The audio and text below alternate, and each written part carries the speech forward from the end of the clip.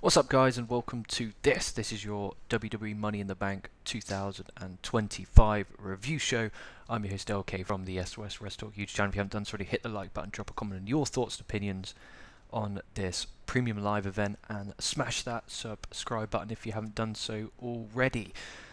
I am straight off the bat. I'm going to give this show a strong tie week win on the win-loss tie section. The wrestling on this show, for the most part, was pretty damn good. Not even going to lie. Some of the booking was questionable. Again, I'm going to have my own takes. These are my own personal takes. The show was 3 hours and 20 minutes in length, and there was 100 minutes of wrestling.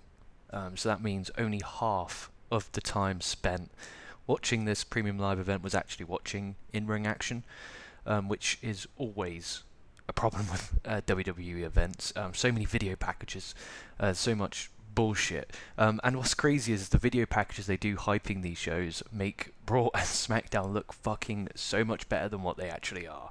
But again, I want to say off the bat as well, this is coming from someone who reviews all sorts of wrestling. Okay, so I'm not I know, because I might be a bit negative. All right, I'm going to be positive, but I'm also going to be negative. Some things are generally grind my gears when watching this, because I haven't done a WWE review in a long time. I have been watching, just haven't been reviewing them. But I thought, fuck it, I'm gonna do one today. So I'm not coming at this as an AEW fan who hates WWE or a Japanese wrestling fan who hates WWE. I like wrestling, all sorts. When WWE's done right, it's perfection, and I absolutely love it. But I want to get on to a lot of topics, and normally when I do these shows, I do a match-by-match breakdown, including some of the best spots, etc., etc. I didn't take notes when I watched this morning, as I watched it with one of my mates who came around early this morning, and we watched the show together. So I didn't take any notes. So I'm spitballing here. I don't have my notes to guide me. I'm gonna have to see the level of quality of this show. But I want to talk about, at the start, R-Truth, Ron Killings, who made his return tonight during the main event. I will go down match by match from top to bottom. I will give my thoughts and opinions on all of them, but I'm going to touch upon that one first. And this one, okay, this could be quite. I'm going to give my controversial take on this. If Truth was such a big, massive superstar, a massive draw, okay, and to the point where so many people are upset that his contract expired, then his contract wouldn't have expired and they would have renewed. That's how I perceive this. There was no "we want Truth" when he wasn't on TV for a while. There was none of that. It was just, Truth's back. That's cool. So I can kind of see why, if you're obviously it's run by TKO now, when they're looking at contracts, and I used ChatGPT and the guy was on $500K a year, and they're thinking return on investment. You know what I mean? His contract expired. People who think this is a work, you're a fucking idiot. Okay, please. His contract expired. They thought there would be no backlash, and there was backlash, and they caved. They gave in, and they brought him back, right? Which obviously I like. I want to put it out there now. I like R-Truth. I enjoy his stuff in TNA. I think he has a spot on the card. He's very comedical, and it is enjoyable. I'm not going to lie. There's so many moments that he's had where, he's come out and thought it was the Money in the Bank ladder match when it was the Royal Rumble. Things like that. So the guy is. I do really enjoy him, and he definitely has a spot on a WWE show. But the outpour. So when someone who is in the mid card has their spot on the show, when they get released, is this what we're going to do every time? Are we going to is everyone going to go, we want... So say for argument's sake, let's look at this card, right? And think of someone who is kind of in R-Truth's position. So we'll go Andrade, right? Andrade's in there. He's never really in title contention. He's a good wrestler, and has a spot on the card, right? If Andrade, sorry, I didn't mean to shout there. If Andrade got released, it's not even released. If his contract expired and they just chose not to renew it, would there be "we want Andrade"? We want Andrade. Is that what we're going to do now? Are we going to do this every single time? I get it. R-Truth's obviously been there for nearly 2 decades at this point. His contract wasn't renewed. That was it. He wasn't released or let go. His just contract wasn't renewed. There'll be hundreds and thousands of contractors who work on a contract, finish the contract and don't get renewed. Guess what they do? They go get another contract. Truth, the guy's 53, right? And he's had a great career in WWE and had made great memories and moments for a lot of fans. And when he comes out, he does get a good reaction. But he wasn't involved in he wasn't involved in any title pictures. He wasn't in any meaningful storylines. He did some stuff with Cena. That would have been a perfect way to wrap up his career in WWE. That story with Cena, that would have been perfect. His last match would have been against Cena. What more would you want? And they probably knew that. Truth probably knew that heading in. Like, look, thank you for everything. Here's a match with Cena. Saturday night's main event. Millions of people around the world will be watching. Thank you. Probably. So I'm not sure why such the outpour, but he made his return. And you know what's going to happen? And I'm going to tell you this now. He's going to be red hot, right? He's already got new merch out. It's going to sell like hotcakes. But guess what? Karrion Kross has been selling like hotcakes, and he's still on main event every week. But Truth's going to sell loads of merch, and they're going to overprice that, just like they do everything. It's just a money grab. And then he's going to do something relevant for about 2-3 months, and then he's going to go back to doing nothing. He's going to be in the mid-card, and he's going to be doing absolutely piss all, and then he's going to get released again, and then we're going to do that again. Well, he didn't get released, sorry. His contract would expire. They'll let him go because he hasn't been doing anything, and then we're going to do that again. Alright? It's very strange. And if I get backlash for this, I apologise. This is just my opinion. If you feel differently, you're more than entitled to your opinion. And let me know down below in the comments. But obviously, first and foremost, I'm glad he's there. He's getting work, and he is good. It's just where was this? If all this uproar for We Want Truth, why wasn't that when Truth was out there? That pop he got was insane. Why wasn't that the pop he was getting each and every night he was coming into the building? But there we go. That's that out of the way. It's really bugging me. Really has. But yeah, I went on because I had a quick look on X when my pal left, and it was just like, oh, this is a work. People knew back on Monday or on Raw, and it's like, give me a break. His contract just expired. He just wasn't re-signed. Same as Carlito. His contract is expiring, and we go, right. We looked at our books and said, right, we're paying you X amount of money. We don't want to keep paying you that money. Bye-bye. We're just not renewing you. You're not fired. It's not going on your CV as a release. It's just non-renewal. Let's stop calling them. He wasn't released. It's such a different ballgame. If they released him, that's a different story. They didn't. His contract expired, and they just let him go. Let's get on to Money in the Bank. Apologies, and it's just on my chest. And again, this is why I don't tend to do lots of WWE content. And if you guys enjoy this show, please let me know, and I'll cover more. But it really works me up, and 100 minutes of wrestling on a 200-minute show is just fucking ludicrous. And there's sponsors everywhere. There's sponsors on ladders and tables, and it's just such a money grab. Really is. And also it's really strange. I don't know if it's an LA thing, because obviously they do that for UFC. But the main event, the building was basically rammed. But for the opening match of the night, half the building was fucking empty. If someone in the comments if that's an American thing, in LA particular, please drop it down below in the comments. So we had the women's Money in the Bank ladder match. We had Naomi winning this one, defeating Alexa Bliss, Rhea Ripley, Roxanne Perez, Stephanie Foucault, and Julia in 25 minutes in a pretty damn good women's ladder match, to be honest with you. I thoroughly enjoyed this. So many big spots. Was it as good as the men's? You know what? Because that's always the comparison, isn't it? What one did you prefer, the women's or did you prefer the men's? I'm going equal. I think that spot-wise, you got to give credit to the women here. If you said that 15 years ago in 2010, the women would have a women's Money in the Bank ladder match and it would be as par with the men, you'd be like, no, come on now. They wouldn't. In theory, it wouldn't have even been booked. It wouldn't even have been in even a question in the booking room, in the creative meetings. It wouldn't have even been discussed. So fair play. The women's scene has just evolved so much. Obviously, they've got the Evolution coming up, and it really is fantastic to see. And I'm such an advocate for it.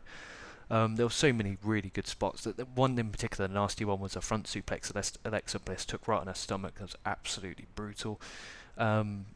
A double Canadian Destroyer spot on ladders. Just so much went on. And then Naomi got the win here.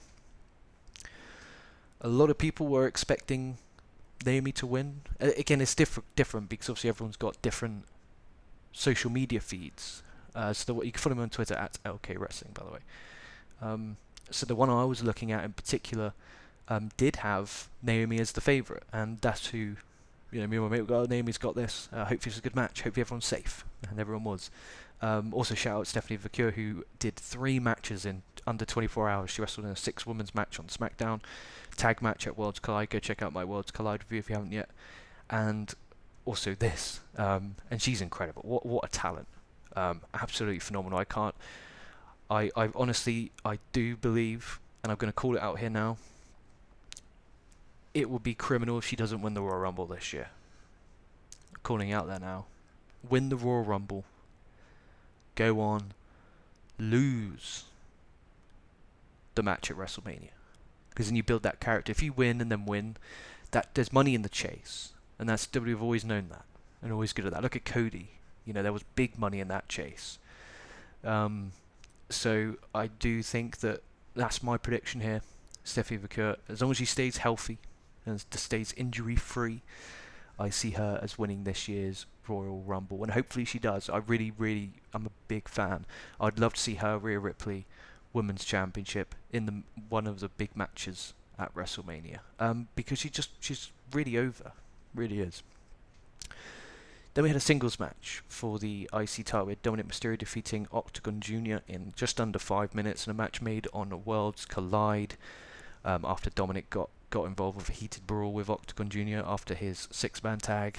Apparently, according to the press conference, Octagon Jr. cried when he got to the back, so it's really nice to see him given that shot. They didn't get given a lot of time because they have to do adverts and promos and stuff. Shame they didn't get a bit longer. The match itself was okay, but Dom got a win here. Dom got on the show, is what it is. It's just interesting because when Dom's wrestling these Lucha Libre guys, Dom's the heel, yet he's getting such a good reaction. It kind of confuses you as an audience member, as a fan. You kind of, I want to root for the guy because I really enjoy him, but he's wrestling as a heel against the babyface Lucha Libre star. Interesting dynamic, but got both on the show, and it's more exposure for AAA. Then we had Becky Lynch defeating Lyra Valkyrie in a really good match for the Women's Intercontinental Championship. Very good match. This is the best match they've had together. I've enjoyed the story dating all the way back to WrestleMania where they won the Tag Team Championships, and then Lynch turned and then challenged, lost at Backlash, and then Becky Lynch got the win here, and then post-match Valkyria had to put the IC title around her waist. She did it and then hit a German suplex on her. I thought that was really cool. So Valkyria didn't come out of this looking weak. She didn't, because it was like a roll-up finish where Lynch pulled the tights. But this was a very good match. There was a spot where she did a leg drop off the table onto Lynch, who was draping on the barricade. It was just a very good match. That's one I actually recommend. It's the best one-on-one match on the show. I mean, there was only 2. But very good stuff from the ladies there. Really good stuff. And Becky Lynch now, new Women's IC champ.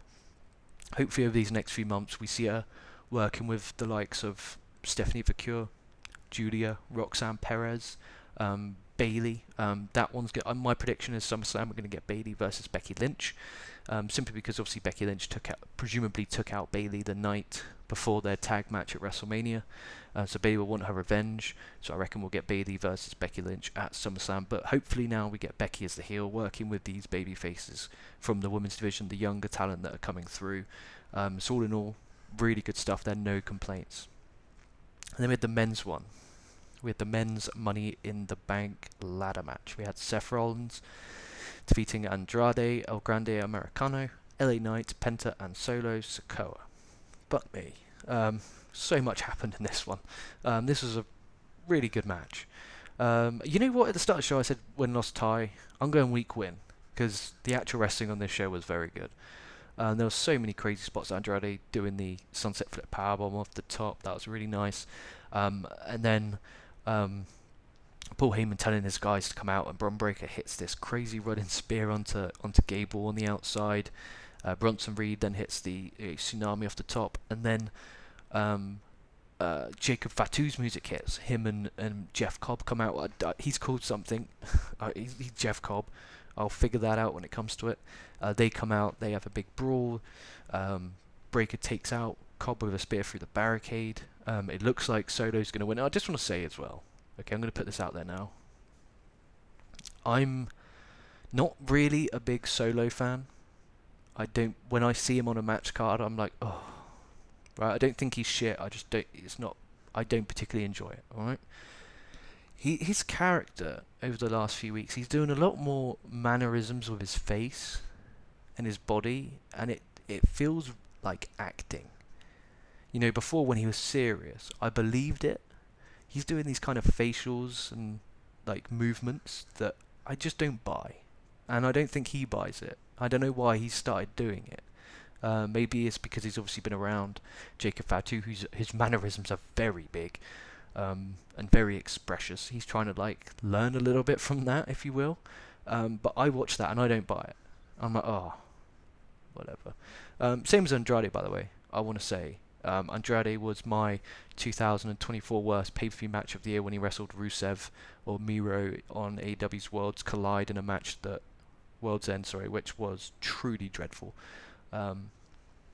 Andrade is a great wrestler, but he just, what's his character? What is he? What is his personality? What is his character? What does he believe in? What does he like? What does he dislike? He's just kind of a great wrestler that will be involved in tournament matches and stuff like that. And it's kind of like he had that problem in AEW. He doesn't have a character. I really hope someone sits him down and really identifies a character for him, because he's just Andrade, a great wrestler. That's kind of his character. He needs something else, right? But so anyway, actually go back to the point I was making. Apologies, I'm going all over the place here. I haven't got my notes.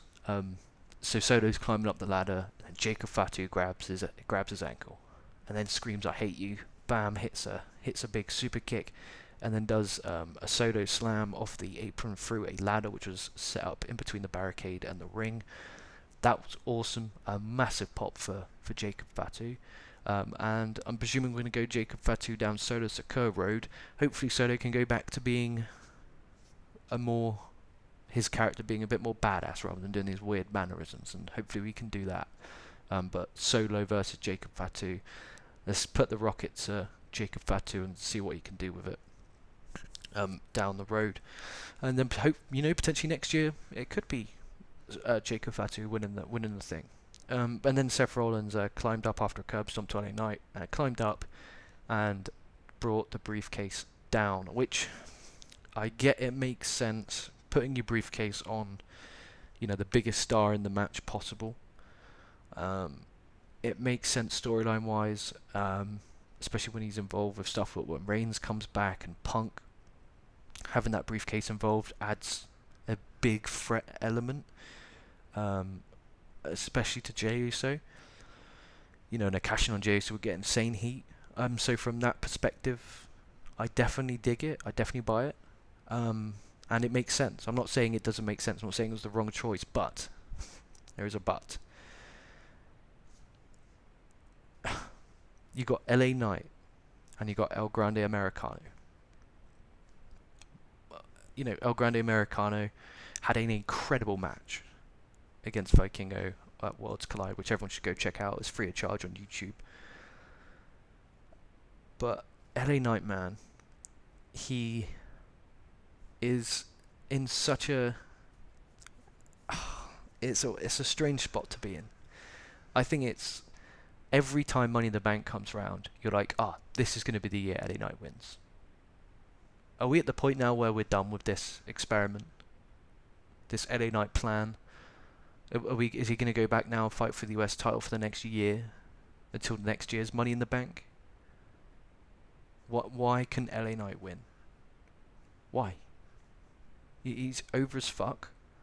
Big pop. Out of all 6 that came out, he got the biggest pop by far. Why didn't he win? He didn't need to cash in on Jey Uso. He didn't need to cash in on Cena. He could have held on to the briefcase until after Mania and then cashed in. You didn't have to cash in straight away. Why?